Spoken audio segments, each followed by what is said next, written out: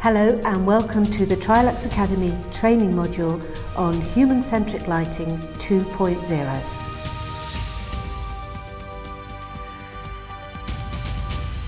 My name is Helen Looms and I have been involved within the lighting industry for most of my working life and still feel very passionately about lighting.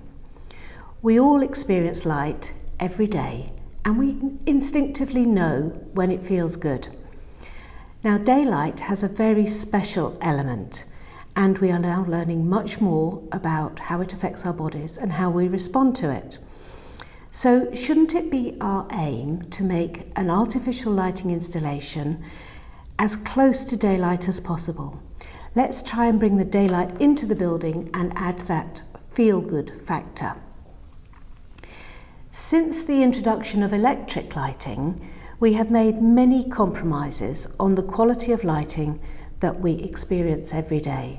But now new technologies and tools enable us to increase the quality of lighting that we can bring into our indoor spaces. We also have a new understanding of how our bodies respond to light with regard to our non-visual response. This is bringing us through to this human-centric lighting factor, making sure that the lighting works with our circadian rhythms. Now, the purpose of this training module is to look holistically at lighting design, and we mustn't forget the basic elements that we need to achieve good, balanced lighting, but also to recognise the human requirement.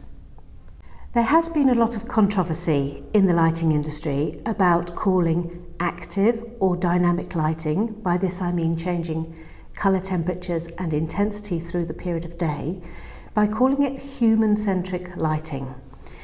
And the good lighting designers have always focused their lighting design on the needs of the human at the centre of the project.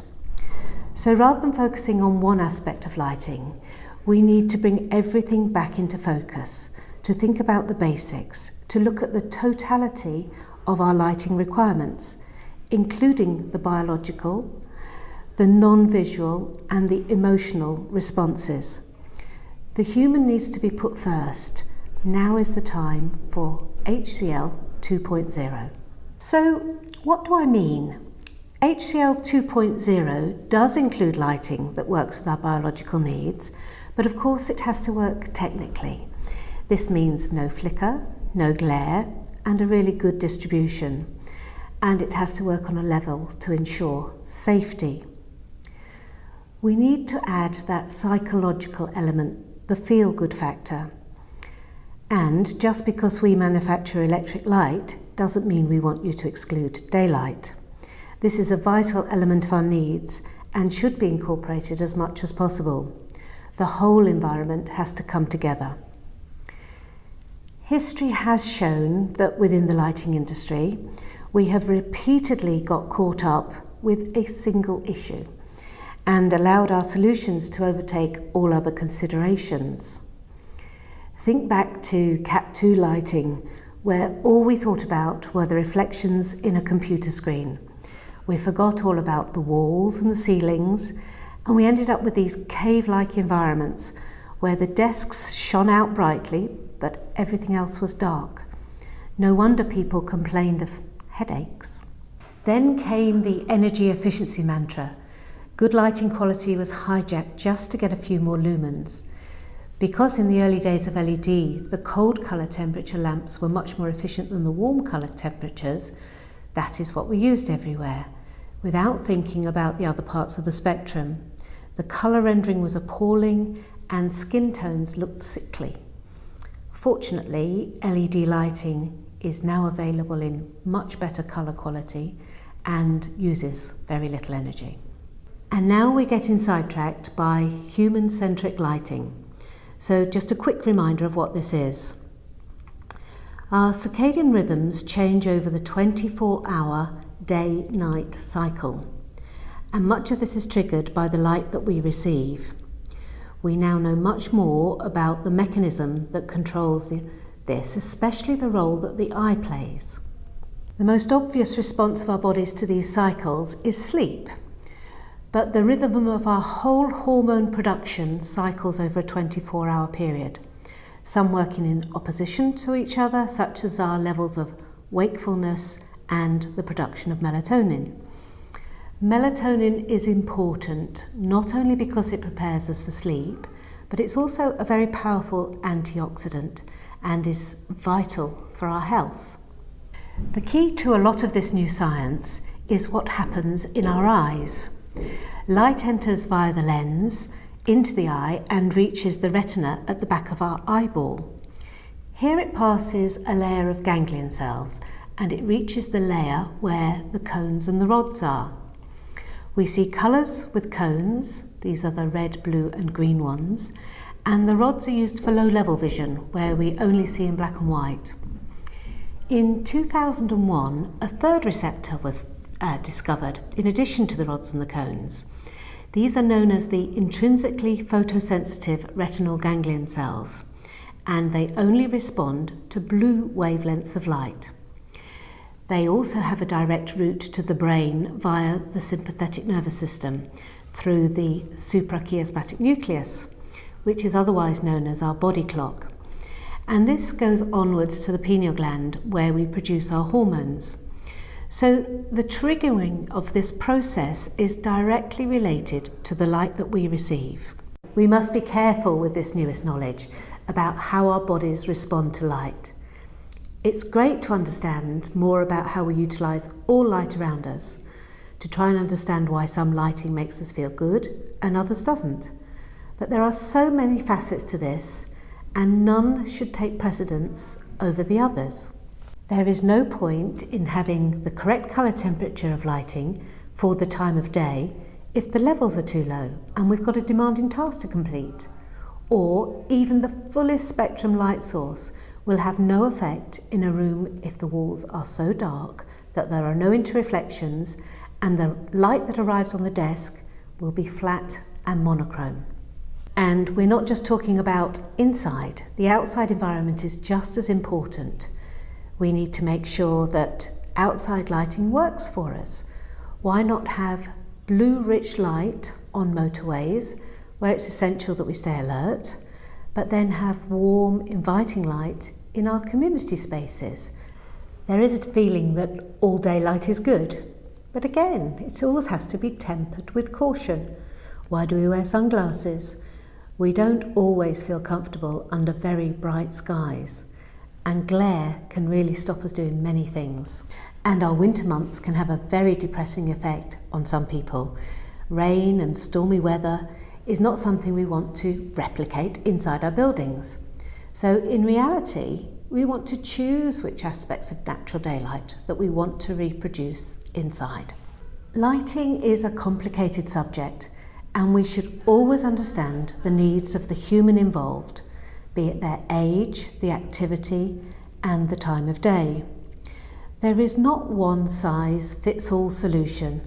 Let's get back to the bespoke, the unique, the individually designed, the true human-centric lighting.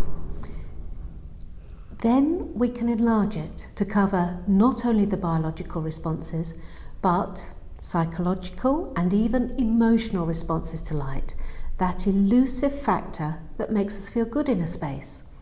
Essentially, it is what human-centric lighting should always have been: optimal lighting for the human involved. Further to that, we can expand the scope. So when we've considered our entire working state, indoors and outdoors, including daylight, across a complete project holistically, then we can start to bring in the digital environment, the futuristic Internet of Things, keeping solutions flexible, so that they can deliver optimal lighting as requirements evolve or usage changes, but always focusing on the human. The science is strong that describes how light affects us throughout the waking and working day, but putting this into practice has proved much harder than we thought. Even the terms we use, Melon Optic lighting, as a metric for measuring this response hasn't caught on because very few people understand what it means or what it's meant to do. There is another metric that the Lighting Research Centre in New York has proposed called circadian stimulus. But both of these consider the spectral distribution, the vertical illumination, and the duration of the exposure. I feel this might need a little bit more explanation. Each of the photoreceptors in our eye responds to different wavelengths of light. Here you can see that the blue, green and red cones respond to these colours within the spectrum, and the rods respond to the wavelengths that are midway. But the melanopsin curve is the one that the ganglion cells respond to. It's called this because it's the name of the photopigment or protein that the ganglion cell produces to relay its message. Until the discovery of this new cell, all of our thinking about light was in response to how we see. The stimulation of the ganglion cell is then communicated directly to our pineal gland via the sympathetic nervous system and the suprachiasmatic nucleus, which is our circadian clock. By understanding the level of stimulation by the wavelength of light that has an activating effect on our ganglion cells and calculating how much light you need to achieve that stimulation, we can create a metric called Melon Optic Lux.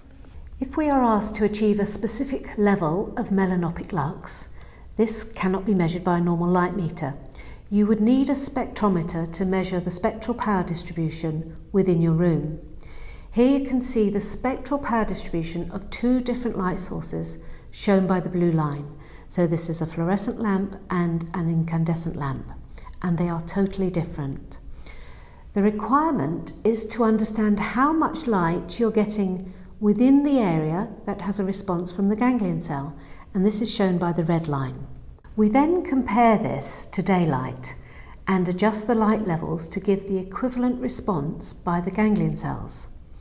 This is complicated but not impossible, as a calculation tool has been developed by Professor Rob Lucas to help. But by far the easiest option is to use a table. This shows some standard light sources and does the calculation for you. You can see that there is some relationship between the colour temperature and the multiplication factor. For instance, the cooler the colour, the greater the amount of blue light. If the colour temperature is below the CIE equal energy reference, then the factor is below 1. And if it's above, then the multiplication factor is greater than 1. By using this multiplication factor with the amount of light in lux that you have measured under your chosen light source, you can then calculate the equivalent Melon Optic Lux. The equivalent daylight Melon Optic Lux uses a different reference source, which is shown here on the table as daylight D65. It's a CIE standard daylight illuminant at a colour temperature of 6500 K, and this has a slightly different multiplication factor.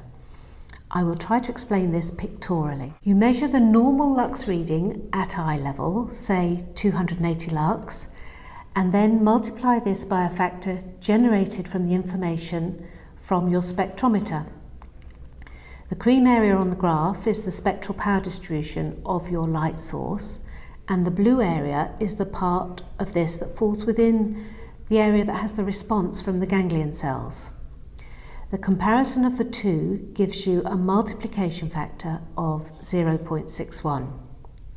This is then scaled to equivalent daylight Melon Optic Lux by multiplying by 1.10375 to give the answer in MDEI. There is little or no research or information on how this science should be used practically, and it's difficult to build health benefits on the back of something that is so vague. TryLux are involved in research on many levels to try and move this forward. This is the Centre for Virtual Engineering at the Fraunhofer Institute, which is Europe's largest application-oriented research organisation. It's also a not-for-profit organisation. And their research is geared entirely towards people's needs, whether it's health, communication, energy, or the environment. And ergonomics are a very big thing that they focus on. So TryLux are involved with a research program with them, which is a very large collaborative project. And it's being carried out by a specialist department within TryLux called ITZ. This is our internal think tank, and several other partners as well. And it comes under the name of OLIVE, which is an acronym for Optimized Light Systems for Improvements in Performance Capability and Health. It's a long-term project and it has a great budget, nearly 6 million euros, which is overseen by the German Federal Ministry. It's exploring the biomedical factors which will then be developed upon to create solutions which are both the luminaires and lighting controls. And they will have a freely selectable light spectra. So here we're not just talking about an average which brings you a colour temperature, which is our familiar terms. This is where you can really determine how much of each wavelength you need to get your desired effect. So it's a very complicated and detailed project. So the sensors will also be developed to make sure this is an automatic response. So here we're talking about artificial intelligence. Maybe we'll get to a point where sensors can detect in a face whether you're feeling tired, give you a little bit more activating light. It might show you that you're having a bit of eye strain, so maybe there's too much glare, too bright, and then it would automatically dim the lights. So along with the greater understanding of how we can utilise the effect on our circadian rhythms, they can all be brought together to create a really interesting environment to support human health and well-being. To understand the effect of different lighting situations in an industrial environment, TryLux recently converted one of its production halls to Human Centric Lighting during all operation hours, and replaced its E-line LED luminaires with active variants. Industrial lighting has very specific requirements. In addition to occupational safety and optimum visual conditions, the well-being of workers is increasingly being focused upon. Human-centric lighting is more than just a performance of duty. Holistic lighting concepts are able to lift the levels of safety, the ability to concentrate, and the well-being of employees. This time-lapse photography shows how the lighting changes through the course of a shift. Closer to home, we did a small pilot in our very own offices here in Chelmsford. These luminaires that you can see have the capability to change from 2700K to 6000K. And although there are some windows in this room, they're quite a distance away from the participants of the study. The object was to change the lighting, so 1 week was set under a static warm colour temperature, the second week was a static cool colour temperature, and the third week was moving between the two in accordance with daylight, so starting warm, not too bright, building up to the middle of the day, higher intensity, cooler colour temperature, and then softening again towards the end of the day. We did it twice. We did it in October and February to try to understand the different daylight conditions outside. And everyone agreed to wear ActiWatches for the study, which were measuring the light people received and also their levels of activity. That's right, and we also kept sleep diaries. We filled out questionnaires monitoring our levels of alertness and comfort as well. Yeah, it was a big ask. A lot of people had to keep constant records, but unfortunately, due to illness, we had only 9 participants who completed both studies for the full 3 weeks each time. So our results were not terribly conclusive. The one thing that we did have that really did show up was that under the static warm colour temperatures, people definitely had less energy and felt less activated. We did think sleep might be affected, but actually there was no distinguishing differences under the 3 different lighting conditions for quality of sleep. To push for the best quality of light across the board, we have to build on all of the good work we've already done in standards and regulations, which are tried and tested, but now we have to think about where are we going, how are we going to push the boundaries. Yeah, that's right, and we also need to focus on quality, both in the luminaire output, inclusive of the light spectrum and the lighting design. Think holistically when we use light. Our responsibility to building users doesn't end when they close the door. We need to educate people about the effect of light on their bodies so they can make informed decisions about the light they receive in their homes and other environments other than the workplace. I think that's right. Education is the key here. Everybody needs to understand how their bodies work and what effect light has on them. So HCL 2.0 needs to start with good lighting principles, as we've always known them. Important elements such as flicker and glare should definitely be avoided. And then we need to consider how our visual system works, definitely focusing on the individual needs, age and health. And then we need to think about colour rendering. We all feel better when we have lighting that represents our skin tones well and makes us look healthy.